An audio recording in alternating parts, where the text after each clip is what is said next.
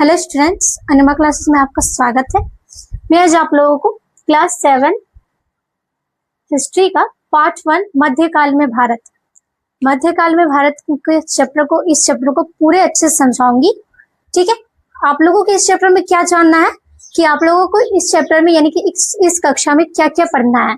जो भी सामाजिक परिवर्तन या फिर जो राजनीतिक परिवर्तन है या आर्थिक या फिर धार्मिक जो परिवर्तन है, सारे चीजों को आप लोगों को पढ़ना है इस क्लास में। ठीक है, क्लास 7 में सारा कुछ, हर चैप्टर में आपको हर चैप्टर में अलग अलग शासन सत्ता के बारे में पढ़ने को मिलेगा कि कब कौन सा शासन सत्ता स्थापित हुआ। तो ये चैप्टर बस आप लोगों को एक तरह का इंट्रोडक्शन है, क्योंकि इसमें मध्यकाल के बारे में, पूरे इतिहास के बारे में जानकारी दिया हुआ है। तो फर्स्ट चैप्टर जो है वो आपका बस एक इंट्रो के रूप में है। ठीक है, मैं बार बार बोल रही हूँ कि पहला चैप्टर जो है वो बस एक इंट्रो है कि आपको मध्यकाल में क्या क्या परिवर्तन हुआ, बस एक छोटा सा इंट्रो के रूप में दिया हुआ है। ठीक है, इस चैप्टर में। तो इस चैप्टर में आप लोग को क्या क्या जानना है, परिचय के बारे में जानना है, यानी कि मध्यकाल जो है वो कब से स्टार्ट हुआ, ठीक है, फिर कब तक चला, फिर क्या रीजन है जो, फिर प्राचीन काल के बाद मध्यकाल कब आया, ठीक है, और तो मध्यकाल आया तो फिर क्या क्या परिवर्तन आया, सामाजिक, आर्थिक, ये सब के बारे में थोड़ा सा परिचय जानना है। ठीक है, इसके बाद नेक्स्ट पॉइंट है मध्यकाल में भारत में महत्वपूर्ण परिवर्तन, यानी कि भारत में मध्यकाल में क्या क्या परिवर्तन आया, इसके बारे में जानना है। ठीक है, नेक्स्ट पॉइंट है प्रौद्योगिकी में बदलाव, यानी कि टेक्नोलॉजी में क्या क्या बदलाव होता है। ठीक है, टेक्नोलॉजी में बदलाव होने के कारण जो सिंचाई के क्षेत्र थे वो काफी ज्यादा डेवलप हो जाते हैं, जिसके कारण जो खेतों में जो काम करते थे उन लोगों का उत्पाद जो है वो काफी हद तक बढ़ने लगता है। ठीक है, उसके बाद हम लोग जानेंगे नए सामाजिक एवं राजनीतिक समूह, यानी कि प्राचीन काल के बाद जब मध्यकाल जब स्टार्ट होता है तो क्या क्या नए सामाजिक और राजनीतिक समूह बनता है, इसके बारे में जानेंगे। उसके बाद हम लोग जानेंगे पुराने एवं नए धर्म, फिर पुराने धर्म क्या थे, नए धर्म में क्या क्या परिवर्तन आया, इसके बारे में जानेंगे। फिर ऐतिहासिक स्रोत किसे कहा जाता है, इसके बारे में जानेंगे। ऐतिहासिक स्रोत कितने प्रकार के होते हैं, पुरातात्विक, साहित्यिक, तो ये सब सारा कुछ जानेंगे। ठीक है, सेकेंड है साहित्यिक स्रोत, फिर साहित्यिक स्रोत के बारे में जानेंगे। उसके बाद लास्ट पॉइंट हम लोग जानेंगे आमिर खुसरो के बारे में, यानी कि आमिर खुसरो जो थे वो कैसा व्यक्तित्व थे, किस टाइप के व्यक्तित्व थे, ठीक है, और उन्हें महान क्यों माना जाता है, इसके बारे में भी जानेंगे। ठीक है, तो इस पूरा चैप्टर में आप लोगों को काफी ज्यादा बहुत ज्यादा डिटेल में नहीं पढ़ना है, बस हल्का हल्का इंट्रो के रूप में पढ़ना है। ठीक है, चैप्टर 2 से जो आपका जो भी चैप्टर स्टार्ट होगा, चैप्टर 2 से वो आपको पूरा डिटेल में अच्छे से पढ़ना है, क्योंकि वहां से फिर जो कैसे तुर्क आते हैं या फिर कब मुगल साम्राज्य कब स्थापित होता है, अफगान कब आते हैं, ठीक है, तुगलक वंश कब स्टार्ट होता है, फिर यहाँ तक कि अफगान भी भारत में आकर के बसते हैं। तो इन लोगों के बारे में पूरा डिटेल में आप लोगों को पढ़ना है, चैप्टर 2 से चैप्टर 10 तक। ठीक है, तो चैप्टर 1 जो है, मैं बार बार बोल रही हूँ कि चैप्टर 1 जो है बस एक इंट्रो के रूप में आप लोगों को है, कि बस समझना है कि आप लोगों को क्या इसमें जानना है मध्यकाल भारत में। ठीक है,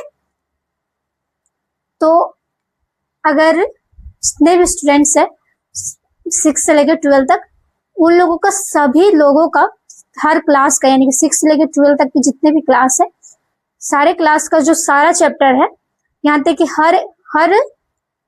हर सब्जेक्ट का, चाहे वो हिंदी हो, इंग्लिश हो, या फिर मैथ्स हो, सोशल साइंस हो, ये सब सारा सब्जेक्ट का आपको हर एक चीज मेरे अनिमा क्लासेस में मिल जाएगा। तो आप लोग अनिमा क्लासेस को ज्वाइन कीजिए, सब्सक्राइब कीजिए। आपको हर एक क्लास का हर एक वीडियो, लेक्चर क्लास हो, प्रश्न उत्तर वीडियो हो, या फिर नोट्स का वीडियो, आपको हर एक चीज मिल जाएगा। ठीक है,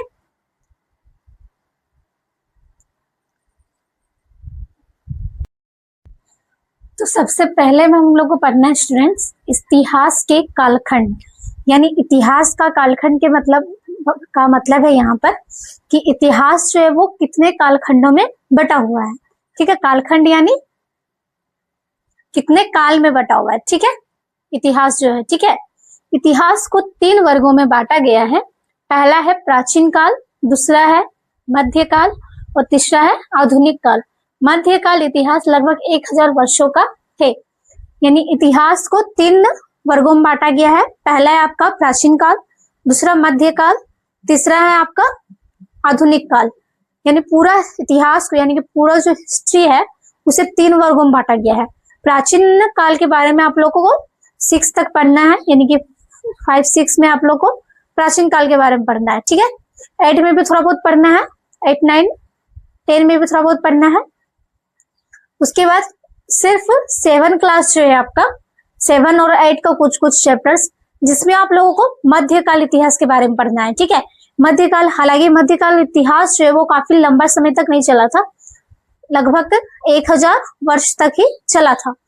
और रहा बात आधुनिक काल का, ठीक है, तो आपको 10 में थोड़ा बहुत पढ़ने का रहेगा, और तो और 11 और 12 में पूरा अच्छे से पढ़ने का रहेगा, ठीक है, 11-12 में। तो इस चैप्टर में आप लोगों को, यानी कि क्लास 7 का जितना भी आप लोगों को चैप्टर्स है, सब में आपका मध्यकाल इतिहास के बारे में पढ़ा जाएगा, यानी कि मध्यकाल जो इतिहास है उसमें क्या क्या हुआ था, ठीक है।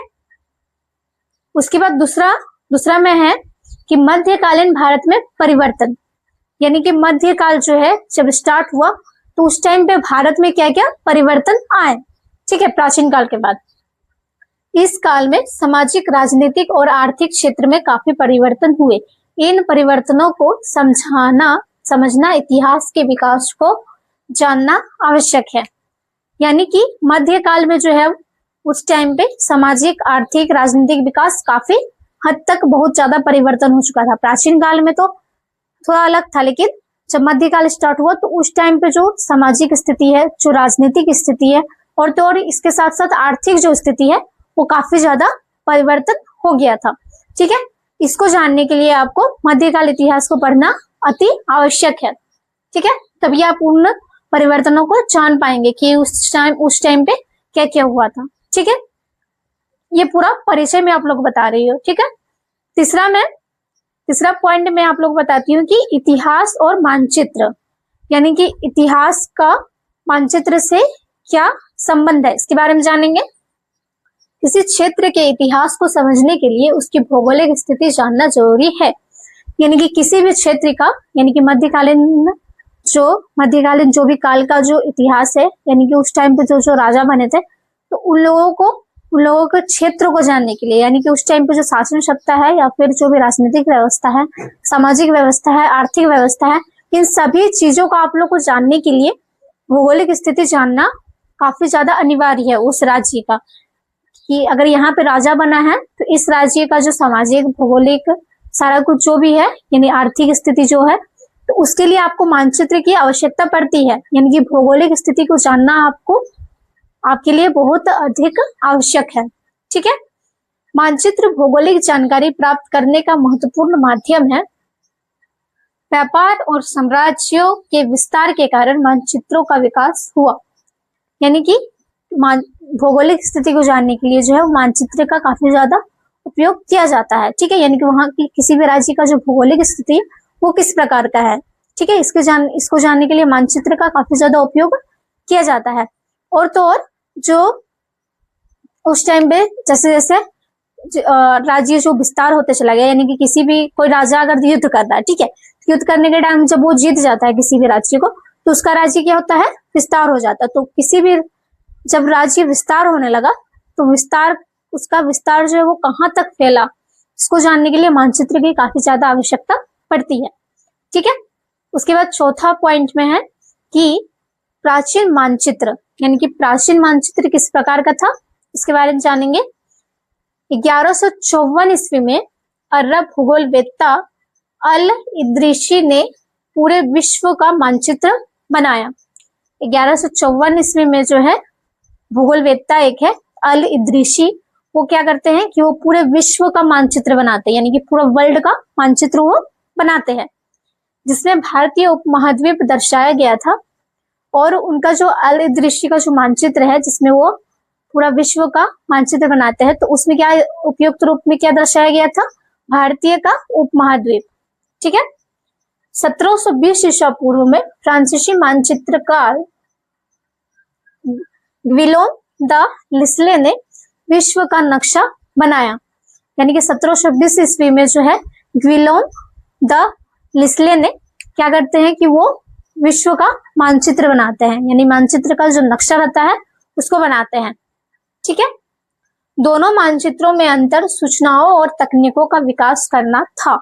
यानी कि दोनों मानचित्र जो था, यानी कि 1154 ईस्वी का और 1720 ईस्वी का जो मानचित्र है, इन दोनों मानचित्रों में जो है उन लोगों में ये प्रमुख अंतर था कि दोनों का जो सूचनाएं हैं वो भिन्न थी।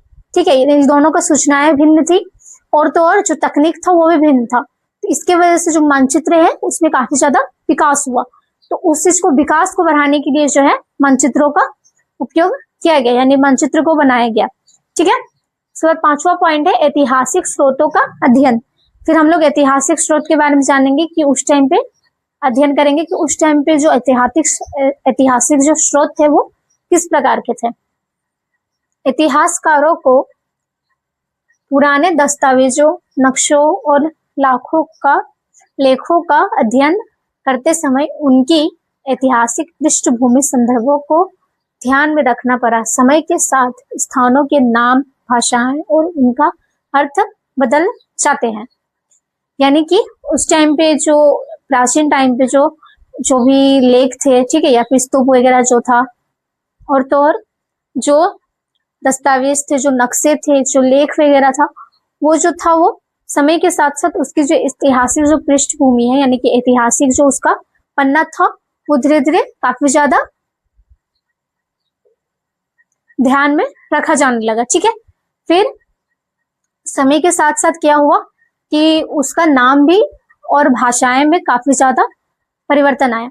यानी कि जैसे आप उस टाइम का जो भाषा होता था, अभी आधुनिक काल का भाषा में काफी ज्यादा आपको अंतर मिलेगा।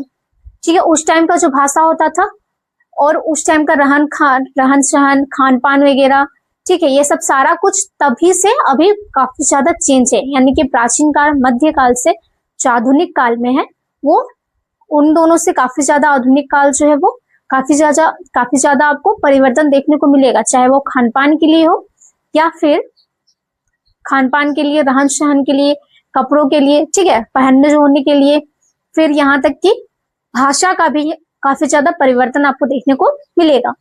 ठीक है, छठा है कि भाषा और अर्थ में परिवर्तन।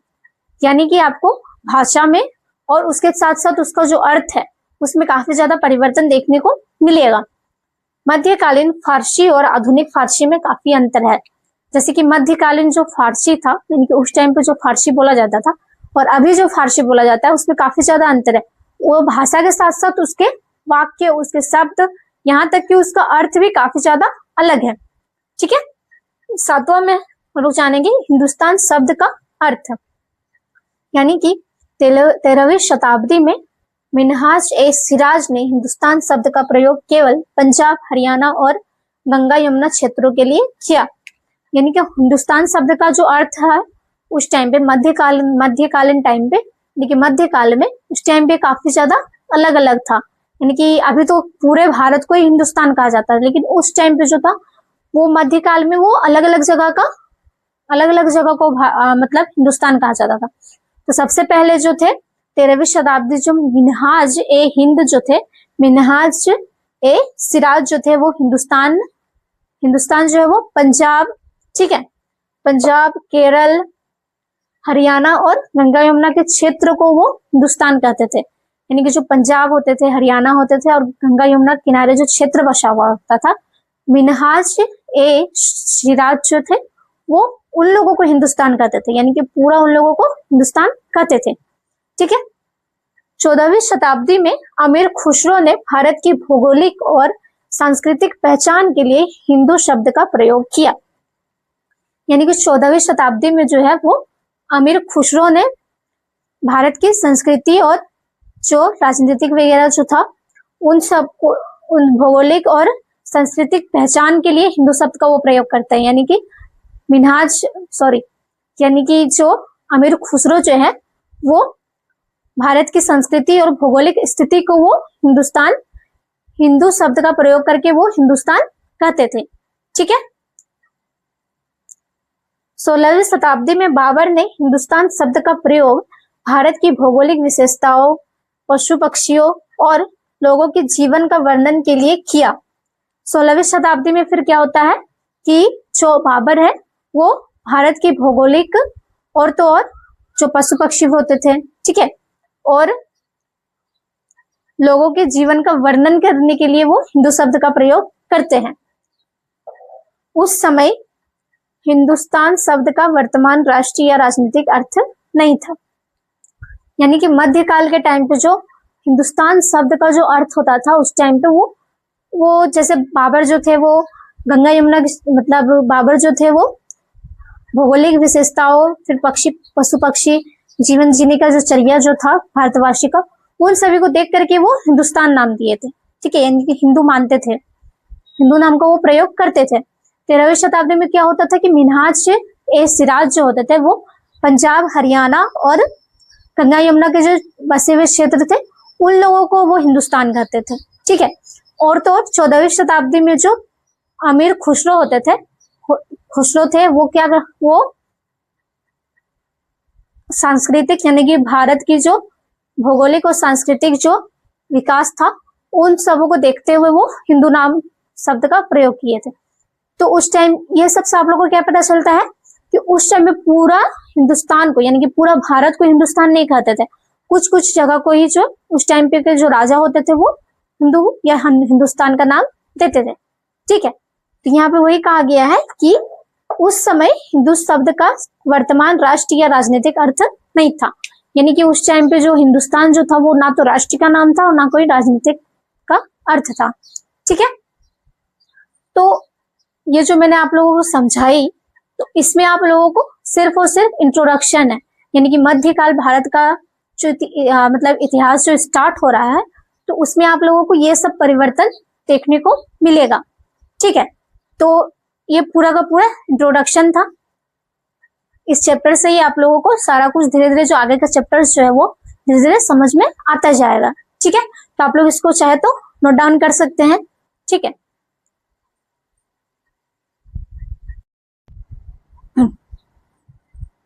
नेक्स्ट पॉइंट हम लोग का स्टूडेंट्स मध्यकाल में भारत में परिवर्तन, यानी कि मध्यकाल में भारत में क्या क्या परिवर्तन हुआ है इसके बारे में हम लोग जानेंगे। मध्यकाल के लगभग 1000 वर्षों में राजनीतिक, आर्थिक, सामाजिक और धार्मिक क्षेत्रों में बड़े परिवर्तन हुए। यानी कि मैं आप लोगों को बताई थी कि जो मध्यकाल है वो टोटल 1000 वर्षों तक मध्यकाल जो है वो चलता है। तो प्राचीन काल से मध्यकाल जब स्टार्ट हुआ तो मध्यकाल में आने के कारण जो है वो काफी हद तक परिवर्तन हुआ, जैसे कि राजनीतिक परिवर्तन हुआ, आर्थिक परिवर्तन हुआ, सामाजिक परिवर्तन हुआ और तो और धार्मिक परिवर्तन भी हुआ, ठीक है।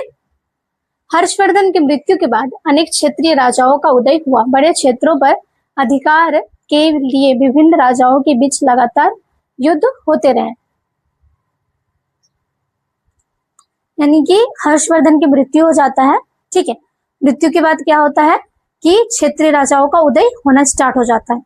वो राजा जो लोग होते थे, यानी कि किसी भी राज्य का जो राजा होता था वो अपना साम्राज्य को विस्तार करने के लिए, यानी कि अपना साम्राज्य को बढ़ाने के लिए, यानी कि ज्यादा जगह पर शासन करने के लिए क्या करता है कि एक दूसरे से युद्ध करना स्टार्ट कर देता है ताकि अपना साम्राज्य को बढ़ा सके, ठीक है, यानी अपना हुकूमत बैठा सके।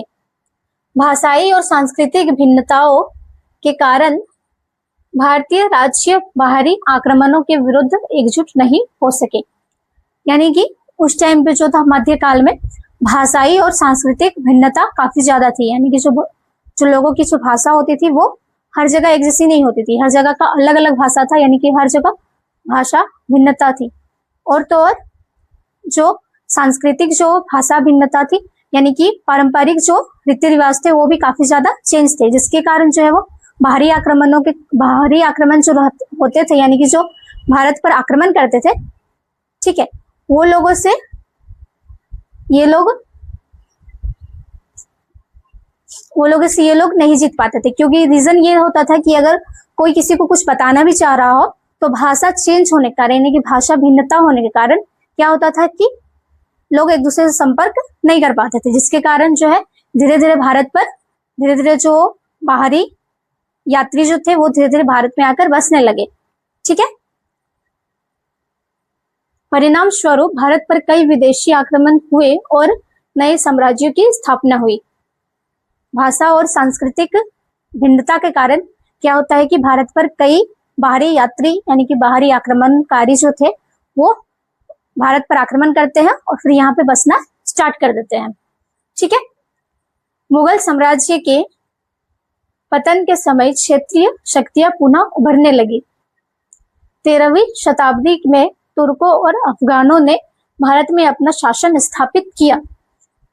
ठीक, मध्यकाल में जब 13वीं शताब्दी जब स्टार्ट होता है तो उस टाइम पे जो है वो मगध के शासन और तो और जो तुर्क और अफगान जो रहते हैं ये दो वंशज के जो लोग थे वो भारत पर आकर के बसने लगते हैं और अपना शासन सत्ता को स्थापित करने लगते हैं।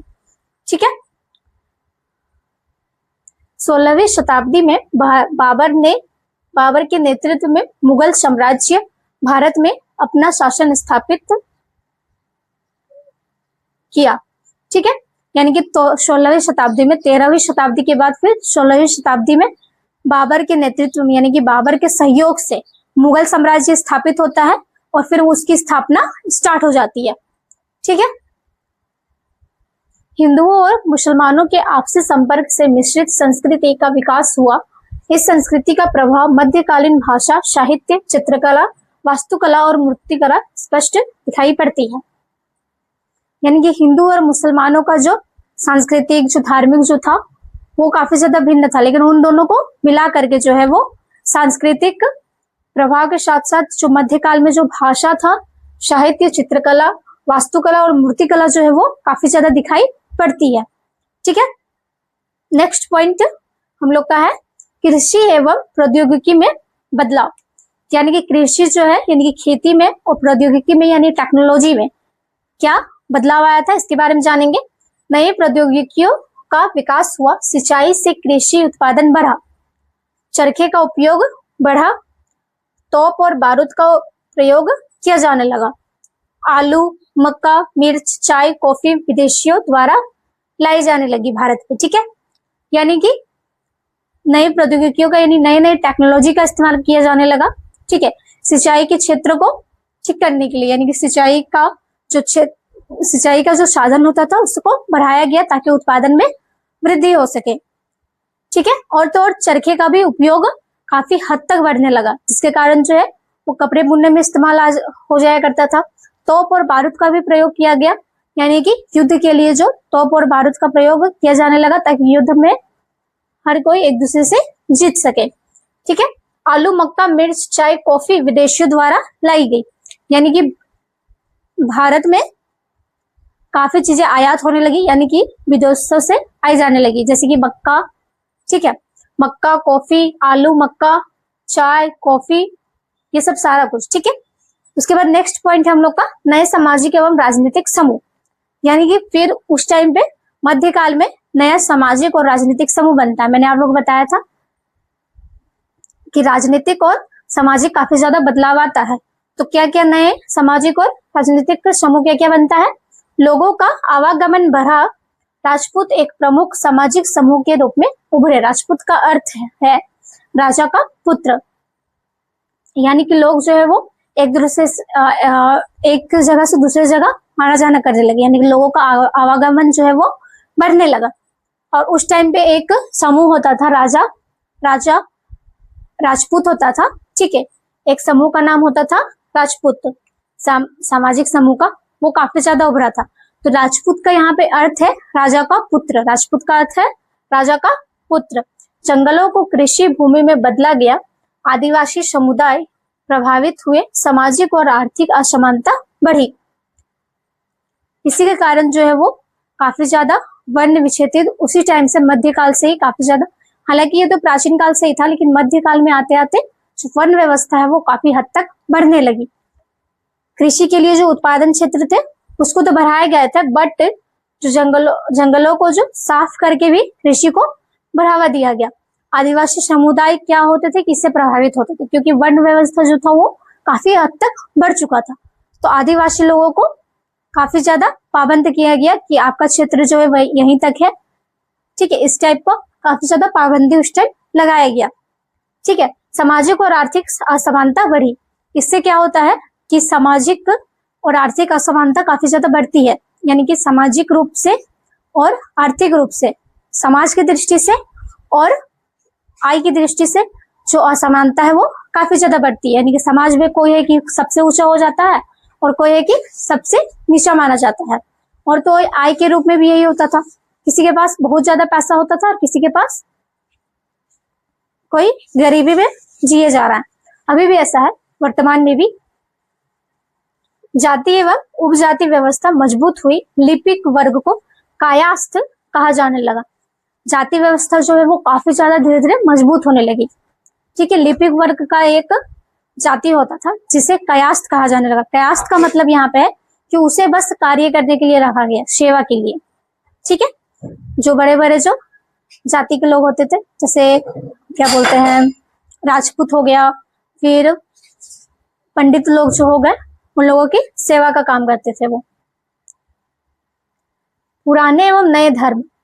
फिर हम लोग पुराने और नए धर्म के बारे में जानेंगे कि पहले का धर्म कैसा था और नया धर्म क्या क्या बना। मध्यकाल में धार्मिक परिवर्तन हुए। सनातन धर्म की प्रमुख धाराएं शैव, शाक्त और वैष्णव था। मध्यकाल में काफी ज्यादा धार्मिक परिवर्तन होता है और उस टाइम पे तीन संस्थाएं थी, तीन प्रमुख धाराएं थी। शैव था पहला, दूसरा था आपका शाक्त और तीसरा था वैष्णव। भगवत गीता हिंदू धर्म का प्रमुख ग्रंथ है। पैगंबर मोहम्मद इस्लाम के प्रवर्तक थे। भगवत गीता जो था वो धर्म का, हिंदू धर्म का जो वो प्रमुख ग्रंथ माना जाता है। ठीक है, और तो पैगंबर मोहम्मद इस्लाम के प्रवर्तक थे, यानी कि पैगंबर जो होता था एक इस्लाम धर्म का एक है पैगंबर, जिसे मोहम्मद इस्लाम का प्रवर्तक माना जाता है। कुरान इस्लाम धर्म का पवित्र ग्रंथ है। प्रथम खलीफा अबू बकर। भारत में इस्लाम के संप्रदाय दो था, सुन्नी और शिया। यानी कि कुरान जो होता है, यानी कि कुरान जो है वो इस्लाम धर्म का सबसे पवित्र ग्रंथ के रूप में माना जाता है। और तो और उस टाइम पे जो इस्लाम धर्म का जो संप्रदाय होता था वो दो होता था, सुन्नी और शिया। सुन्नी और शिया, ठीक है। और उसका एक खलीफा भी माना जाता था, यानी कि खलीफा जो होता था वो राजा के रूप में होता था। तो प्रथम खलीफा जो था वो अबू बकर था। ठीक है, इस्लाम धर्म के बारे में बताइए आप लोगों को। इसके बाद नेक्स्ट पॉइंट है हम लोग का ऐतिहासिक स्रोत, यानी कि ऐतिहासिक स्रोत के बारे में जानेंगे। इतिहास के दो स्रोत, पुरातात्विक और साहित्यिक स्रोत। पुरातात्विक स्रोत में आपका सिक्का, मंदिर, मस्जिद, मकबरे, ये सब सारा कुछ आता है। इतिहास का दो प्रमुख स्रोत थे, ऐतिहासिक स्रोत में दो प्रमुख स्रोत थे, पुरातात्विक और साहित्यिक। पुरातात्विक में आपका क्या क्या आता है, सिक्के आते हैं, मंदिर आते हैं, मस्जिद और मकबरे। भवनों से कला और वास्तुकला की जानकारी मिलती है। सिक्कों से आर्थिक स्थिति और शासकों की जानकारी मिलती है। सिक्के सोना, चांदी और कांसे के होते थे। यानी कि उस टाइम के जो भवन बनाए जाते थे मध्यकाल में, उस टाइम अगर उसको आप लोग देखिएगा तो उससे पता चलता है कि उस टाइम के जो लोग थे वो काफी ज्यादा कलाकारी थे और वास्तुकला में काफी ज्यादा वो निपुण थे। ठीक है, और तो और जब उस टाइम पे सिक्का का इस्तेमाल किया जाता था तो सिक्का ज्यादातर होता था कि चांदी, सोने या फिर तांबे के सिक्के होते थे। और उसमें क्या होता था कि राजा को कोई चिन्ह दिया जाता था, या तो राजा को कोई नाम दिया जाता था या फिर राजा का फोटो वगैरह चिपकाया जाता था। इससे क्या होता था, इससे ये पता चलता था कि वो जो सिक्का है वो किस राज्य का है, किस राजा का है। ठीक है, यानी कि एक राजकीय प्रतीक के रूप में सिक्का का इस्तेमाल किया जाता था। ठीक है, हर राज्य का अलग अलग सिक्का होता था। नेक्स्ट पॉइंट हम लोग का साहित्यिक स्रोत। कागज के उपयोग से लेखन कार्य बढ़ा, यानी कि कागज के उपयोग से, जब कागज का उपयोग किया जाने लगा तो लेखन कार्य में काफी ज्यादा वृद्धि हुई। पांडुलिपियों इतिहास की प्रमुख साहित्यिक स्रोत है। प्रतिलिपियों में अंतर होने से अध्ययन कठिन था। प्रमुख इतिहासकार अल बेरूनी हसन निजामी, मिनहाज उश सिराज परनी, प्रमुख ग्रंथ तहकीक ए हिंद, तबकात ए नाशरी, ताज उल माशरी और चचनामा वगैरह था। ठीक है, फिर लास्ट पॉइंट हम लोग जानेंगे अमीर खुसरो के बारे में। ठीक है, इनका जन्म जो था वो 1253 ईस्वी में पटियाली में होता है। अमीर खुसरो का जो जन्म है वो 1253 में ईस्वी में पटियाली क्षेत्र में होता है। ठीक है, महान कवि ये जो थे यानी कि अमीर खुसरो जो थे वो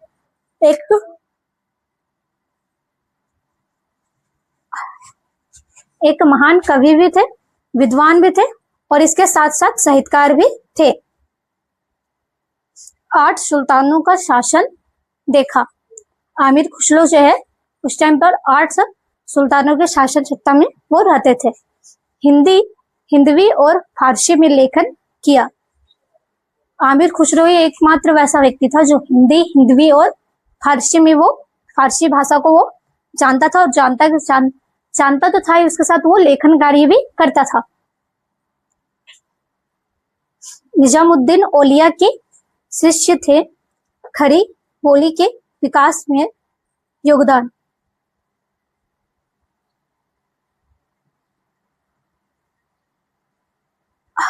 निजामुद्दीन एक थे जो औलिया के शिष्य थे, वो क्या करते थे कि खड़ी बोली में वो आमिर खुसरो का योगदान किया करते थे।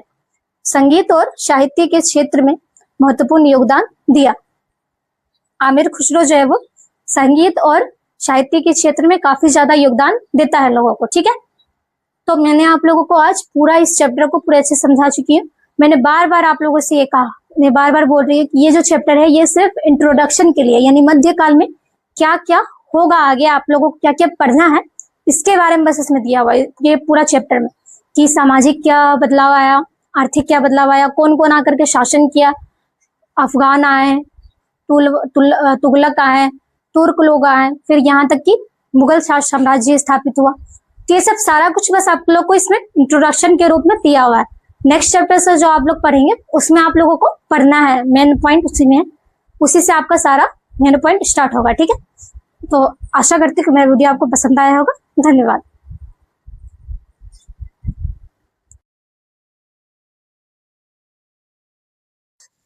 हेलो स्टूडेंट्स, अनिमा क्लासेस में आपका स्वागत है। मैं आज आप लोगों को क्लास 7 हिस्ट्री का पार्ट 1 मध्यकाल में भारत इस चैप्टर को प्रश्नोत्तर, fill in the blanks, match in the following सारा कुछ करवाऊंगी। ठीक है, अगर आपको इस चैप्टर का क्लास नोट्स या फिर लेक्चर वीडियो चाहिए या प्रश्नोत्तर वीडियो चाहिए तो आप मेरे अनिमा क्लासेस को ज्वाइन कीजिए, आपको वहाँ पे आसानी से सारा कुछ मिल जाएगा। यहाँ तक कि क्लास 6 से लेकर 12 तक के जितने भी स्टूडेंट्स हैं उन लोगों का हर एक सब्जेक्ट का, चाहे वो मैथ हो, हिंदी हो, इंग्लिश हो, सोशल साइंस हो, साइंस हो, हर एक सब्जेक्ट का आपको वीडियो लेक्चर, क्लास नोट्स या फिर प्रश्नोत्तर वीडियो सारा कुछ मिल जाएगा अनिमा क्लासेस में। ठीक है, और तो और क्लास 8 से लेकर 12 तक के, स्पेशली क्लास 8 से लेकर 12 तक के जितने भी स्टूडेंट्स हैं उन लोगों का हर एक सब्जेक्ट का प्रीवियस ईयर क्वेश्चन भी आपको अनिमा क्लासेस में मिल जाएगा। इसलिए मैं बोल रही हूँ कि आप लोग अनिमा क्लासेस को सब्सक्राइब कीजिए, लाइक कीजिए, आपको हर एक क्लास का हर एक चीज, वीडियो, पीडीएफ सारा कुछ मिल जाएगा। ठीक है, PYQ यहाँ तक की। ठीक है, तो चलिए वीडियो को स्टार्ट करती हूँ। पहला प्रश्न का नंबर में हम लोग का दिया हुआ है, अल इद्रिसी एक देश था, क्या था? भूगोलवेत्ता और लेखक।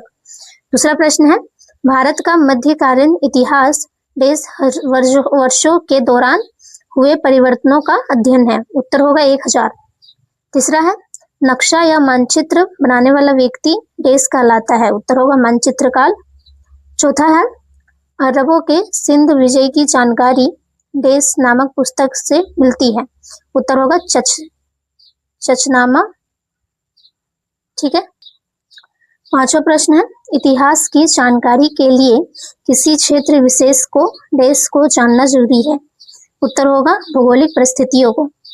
दूसरा प्रश्न है, मैच इन द फ्लोइंग यानी कि मिलान करना है। क है तहकीक ए हिंद, इसका होगा ब अल बेरूनी। दूसरा है तहकात ए नाशरी, इसका होगा मिनहाज उस सिराज, ठीक है। तीसरा ताज उल माशिर, इसका होगा हसन निजामी। और चौथा मसनवी का होगा अमीर खुसरो, ठीक है। तीसरा वाले प्रश्नों के उत्तर हम लोग संक्षिप्त में देंगे। चियाउद्दीन बर्नी कौन था?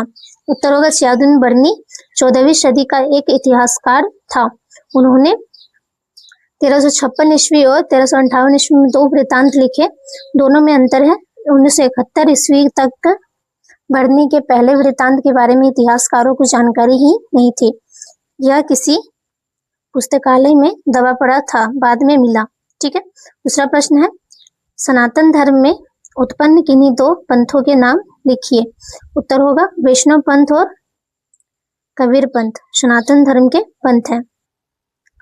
तीसरा प्रश्न है हिंदुस्तान शब्द का प्रयोग किन किन संदर्भों में होता है। उत्तर होगा हिंदुस्तान 16वीं सदी में बाबर ने इस शब्द का प्रयोग महाद्वीप के भूगोल, पक्षी, पशु पक्षी तथा यहाँ के लोगों के रहन सहन का वर्णन के लिए किया। चौथा प्रश्न है मध्यकाल में कृषि में किस नई तकनीक का इस्तेमाल किया जाने लगा। उत्तर होगा मध्यकाल में कृषि के लिए अलग अलग तकनीक का इस्तेमाल किया जाने लगा, जैसे सिंचाई रहट से होने लगी जिससे उत्पाद में वृद्धि हुई। कटाई में चरखों का इस्तेमाल होने लगा। इन्हीं तकनीकों से मध्यकाल में लोग कृषि करते थे। पांचवा प्रश्न है इस्लाम धर्म में आस्था रखने वाले व्यक्ति को का व्यवहार कैसा होता था। उत्तर होगा इस्लाम धर्म में आस्था रखने वाले व्यक्ति एक ईश्वर की सत्ता को स्वीकार करता है तथा प्रेम, करुणा एवं उदारता में विश्वास करने वाले व्यक्ति को गले लगाता है, भले ही उस व्यक्ति की सामाजिक व आर्थिक स्थिति कुछ भी क्यों ना हो। एक प्रश्न छूट गया था ख नंबर का, हिंदू धर्म ग्रंथ भगवद गीता क्या संदेश देती है। उत्तर होगा हिंदू धर्म भगवद गीता कर्म की प्रधानता, अनासक्ति, धर्म का पालन और ईश्वर के प्रति पूर्ण